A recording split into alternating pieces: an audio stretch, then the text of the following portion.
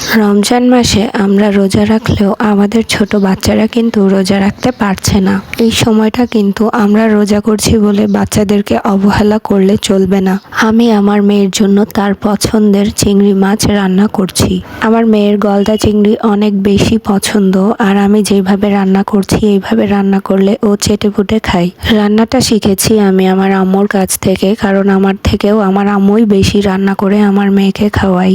পেঁয়াজ কুচির সঙ্গে সব রকমের গুঁড়া মশলা দিয়ে দিয়েছি, তারপর ভালোভাবে কষিয়ে একটু পানি অ্যাড করেছি। চিংড়ি মাছগুলো আগেই ধুয়ে পরিষ্কার করে রেখে দিয়েছিলাম, সেগুলো এবার অ্যাড করে দিলাম। 8-10 মিনিট পর আমি এখানে স্বাদ বাড়ানোর জন্য 1 চামচ পরিমাণ চিনি অ্যাড করেছি। এরপর আমি এখানে টমেটো সস অ্যাড করে দিচ্ছি, কারণ এইভাবে রান্না করলে বাচ্চাদের খেতে খুবই ভালো লাগবে বলে মনে করছি। আসলে বাচ্চা নয়, আম্মুর এই রেসিপিটা আমারও খুব বেশি ভালো লাগে, তবে আম্মুর দেখে আজকে আমি নিজেই ট্রাই করছি। প্রায় 10 থেকে 15 মিনিট পর আমার রান্নাটা একদম কমপ্লিট হয়ে গিয়েছে। এই মাসে 2-1 দিন থেকে অসুস্থতার কারণে অনেক ভিডিওই আমি বানাতে পারছি না, তবে আমি সুস্থ হলে তোমাদের জন্য নতুন নতুন ভিডিও নিয়ে আসার চেষ্টা করব। আর এই ফাঁকে আমার রান্নাটাও হয়ে গেল। আশা করছি ভিডিওটা সবার ভালো লেগেছে। সবাই ভালো থাকো এবং সুস্থ থাকো। আল্লাহ হাফেজ।